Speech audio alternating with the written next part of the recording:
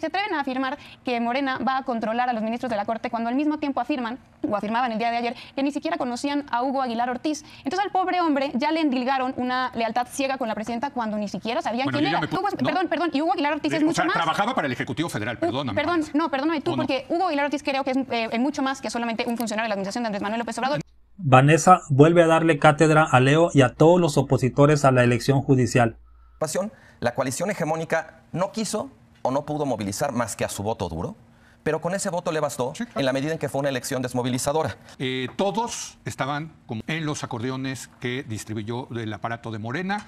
Es decir, le salió impecable, una operación política impecable, Vanessa. Ahorita le entro al tema de los acordeones y el control político que afirman que tendrá Morena de la Corte. Déjame primero hablar de la participación del día domingo y las causas que yo encuentro detrás de ella, porque innegablemente hay una brecha muy grande entre el 70% de la población que dice apoyar la reforma desde antes, vayan encuestas, desde antes de la elección de Sheinbaum Pardo hasta una semana antes de la reforma, y este 12-13% que efectivamente se presentó en las urnas el pasado domingo. Aquí la forma en la que la oposición está explicando esta brecha en que el 70% que tenía entusiasmo por la reforma no era cierto, o que la población ya se dio cuenta que no era una buena reforma, a mí me parece insuficiente. Tengo algunas hipótesis adicionales y las pongo aquí sobre la mesa. La primera, la que hablábamos la semana pasada, la mala implementación de la reforma, demasiados cargos, boletas muy complejas.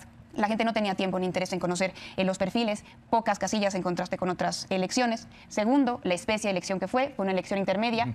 Ponerle de contraste a la gente que en las elecciones intermedias suele haber menos participación, pues en la elección federal pasada del 2024 hubo un 60% de participación, de nuevo en contraste en la elección intermedia del 21 un 48%, revocación de mandato 17%, consultas populares un 6%, vaya, en elecciones que no son presidenciales suele haber muy baja participación. Tercero, como bien decía Carlos, es una elección no partidista, y por tanto los electores no sentimos esta relación emocional para salir a votar, no tenemos este ímpetu de salir a votar por Morena para que no gane el PAN. Esto es diferente en este tipo de elecciones. Y por último, un grave error por parte de la oposición. Y tú me dirás, Leo, pues ¿cuál oposición?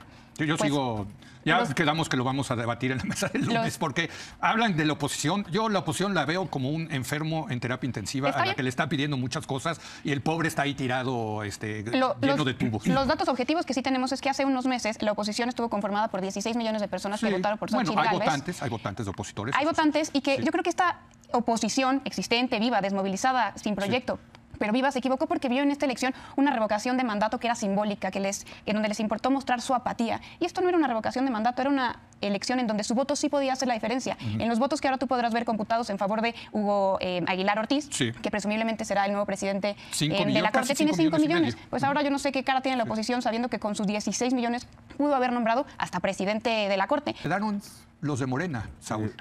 El que sea de Morena o en esta categoría de Morena no necesariamente los descalifica. Totalmente. Pero creo que más allá de esto que nos gusta de 13%, la oposición y demás, creo que hay que alejarnos y ver the big picture, que es lo siguiente.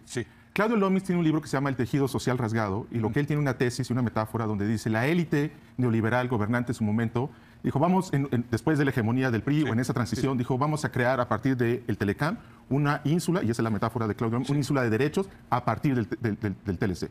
Eso, a juicio de esta élite, va a ser un motor que va a tratar de modernizar justamente al país con algunas instituciones que vamos a crear. ¿Cuál es una de ellas? Un nuevo poder judicial a partir construido de la reforma del presidente Zedillo. ¿Cuál es una de las grandes críticas de Claudio Lomis, con la cual yo coincido? Que esa élite no reformó policías y fiscalías. ¿Okay?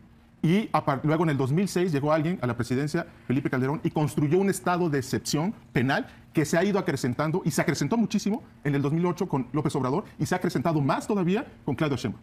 Pero por el otro lado también, yo creo que hay que ponerse en los zapatos de la oposición y pensar, pues de todos modos, aunque hubiera yo entrado, ponle que meto, si me va bien, a un ministro de la Corte. No voy a meter a nadie en el Tribunal de Disciplina. O sea, de todas maneras, iban a perder. Ellos escogieron cómo perder, que fue a través de la ausencia. Sé que quieres entrarle. Yo nada más quiero decir que hay una cuarta opción, que a mí fue la primera que se me ocurrió, que es van a surgir los fixers. Van a surgir en el gobierno los que te arreglan el problema. O sea, la corrupción.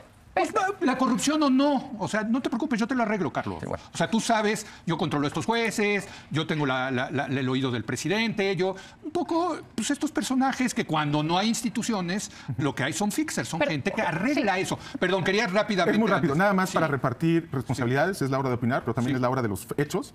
El tema de la falla de la oposición no solo está en la narrativa, también está en un hecho muy puntual. Ellos, si uno revisa, no te espantes, Leo, no es una cuestión técnica, la posibilidad que tenían las entidades federativas para atenuar y mitigar la reforma constitucional en sus estados era amplísima. Ellos podían haber construido nichos con enorme autonomía para mitigar y construir nichos para proteger sus poderes judiciales. Y no lo hicieron. 19 estados no lo hicieron, esperemos que lo hagan, pero ahí hay una enorme responsabilidad de las entidades federativas, incluyendo la oposición que se votó. Muy bien, ahora sí. Perdón, Vanessa, yo quiero reorientar la mesa porque parece que nuevamente estamos hablando de la reforma judicial, que entiendo que es un tema relevantísimo, pero la mesa se trata precisamente sobre la elección. Y no lo digo para corregirlos, pues, sino para que entendamos cómo seguimos obsesionados con el pasado de la reforma. La reforma es una realidad, no hay marcha atrás. Conforme a las palabras de Luisa María Alcalde, es una reforma que llegó para quedarse. También quiero resaltar las palabras de la presidenta después de la elección, y la cito textualmente, señala: todo es perfectible, es la primera elección, se sacarán conclusiones para el 2027, cosa que me parece muy buena. Pero si es perfectible, entonces sí se puede corregir, sí se puede echar para atrás. Pues precisamente eso es lo que creo que quiere decir la presidenta, ¿no? Entonces me parece que hay una buena noticia. Entonces, que si vamos a seguir hablando con esta obsesión de la reforma, hablemos en los términos no que soñamos, sino que son posibles modificar. Depende de Morena, va a depender de Morena y sus aliados, que son los que tienen esa mayoría. Por supuesto, y del legislativo, y de que no de la oposición, Por supuesto. Bueno, no, y de la oposición también. Perdón, Leo, pero también la oposición, para que den ideas que nunca dieron para modificar al judicial, para que vayan un poco más allá de las propuestas graduales y leves que Norma Piña, después de la elección de la reforma judicial, dio para modificar al legislativo. Entonces, bueno, me parece que hay una buena señal por parte de la presidenta de las áreas de oportunidad, que está dispuesta a tomar, a escuchar para la implementación de la reforma en el 27 y en el 30. Después sí quiero referirme a lo que ustedes hablan como captura del Poder Judicial, y yo creo que pensar que Morena controlará la Corte así como premisa inmediata e inamovible parte de varios errores analíticos. Primero, parte de pensar que Morena es un bloque único, un bloque monolítico, y que las 9 personas que integrarán la Corte le responden a una sola persona, que es la presidenta. No reconocer que en Morena hay corrientes, hay vertientes, hay tribus. Segundo, o sea, ¿tú sí ves a Lenia Batres contradiciendo lo que quiere la presidenta? Sí, también veo a Yasmín Esquivel no alineándose con la presidenta. Sí lo veo, pero además déjame continuar. Segundo es ignorar la historia. Es ignorar que han habido presidentes designados directamente, presidentes de la Corte de Ministros, designados directamente por el Ejecutivo, que le han dado un revés a quien los designó. Le hace Arturo Saldívar con Calderón, a González Alcántara con el presidente López Obrador, lo mismo que Ríos Farjat con López Obrador, pues el mismo Pérez Dayán. Es ignorar la historia.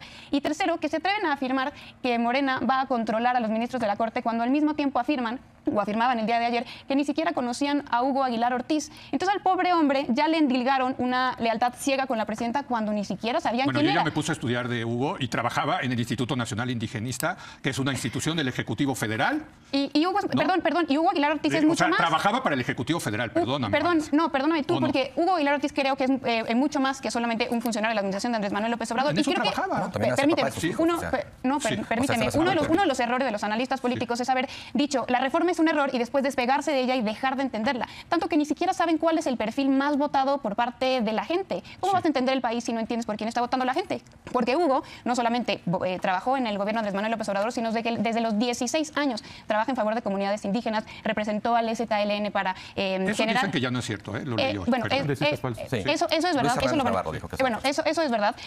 Lo señalo como integrante del comité de evaluación del Ejecutivo, ¿no? Estaba en la lista del Ejecutivo y nos parecía un perfil tremendamente importante, porque justamente implica una ruptura con lo que representaba la Corte en el pasado. No solamente es una persona de San Agustín, Tlacotepec, en Tlaxiaco, Oaxaca, de perfil indígena, estudió en la Universidad Autónoma Benito Juárez, que rompe con los perfiles de los ministros que hoy tenemos, que suelen estudiar en universidades privadas y sobre todo en la Ciudad de México, y que además tienen conocimiento de derecho bien especializado en derecho minero, energético, hasta en radio y telecomunicaciones, y todos con vistas transversales a derecho indígena. A ver, pero no es simpatizante de Morena. Perdón, yo no sé si es simpatizante de Morena, porque, perdón, yo no sé si es... No, está mal. Pero digamos...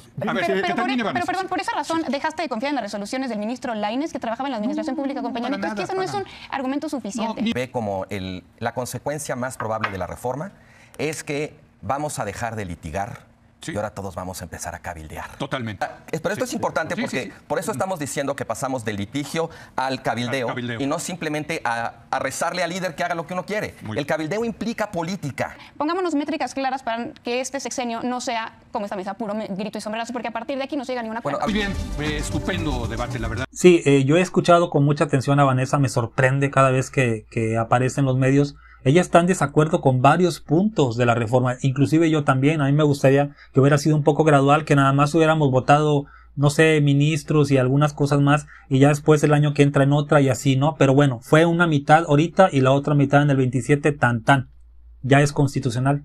Lo mismo que la reforma energética. juntamos firmas para que nos preguntaran y nos batió la Suprema Corte. Ahora Leo dice, no, los ministros le van a rendir cuentas a la presidenta, y no le rendían cuentas Norma Peña, que la puso ahí. Pero también hay casos extraordinarios, como el de López Obrador, que puso a Ríos Farhat y puso a González Alcántara Carrancá, y se le fueron en contra en todo, como bien dice. No hay duda de Ortiz Mena, que era director del SAT durante el sexenio del borracho Calderón, y ahora está de ministro buscándole condonar impuestos a Salinas Pliego. O sea, ya no queremos eso, ¿verdad? Y nadie duda de la capacidad de Ortiz Mena, que todos son gente perfumada de universidades privadas, doctores en derecho, pero dudan de este hombre Hugo Aguilar, que fue graduado de una universidad pública. Entonces, va a ser nuestro nuevo presidente de la Suprema Corte de Justicia, les guste o no. Y como bien dijo el otro analista, la oposición tuvo la oportunidad, porque se la dimos la oportunidad que ellos no nos dieron a nosotros cuando estaban en el poder, de votar por sus propios jueces. Como dice Leo, quedaron todos morenistas, dice él. Bueno, pudieron poner a Marisela Morales, pero la abandonaron. La Procuradora de Justicia de Calderón quedó en el lugar número 20. Si Anaya todos hubieran empujado, Kenia, y hubiera quedado Marisela ahí sentada entre Lenia Batres y Hugo Aguilar y Yasmín Esquivel, me hubiera dado mucho coraje, pero hubiera dicho, ¿sabes qué? Es lo justo, porque esa es la ley. Pero ni siquiera tuvieron la capacidad de hacer eso. El PAN, de movilizar a sus 10 millones de votantes para que votaran por Marisela Morales e incomodar a esos ministros morenistas de los que habla Leo. Me encantó la participación de Vanessa, espero que a ti también. Dime qué piensas.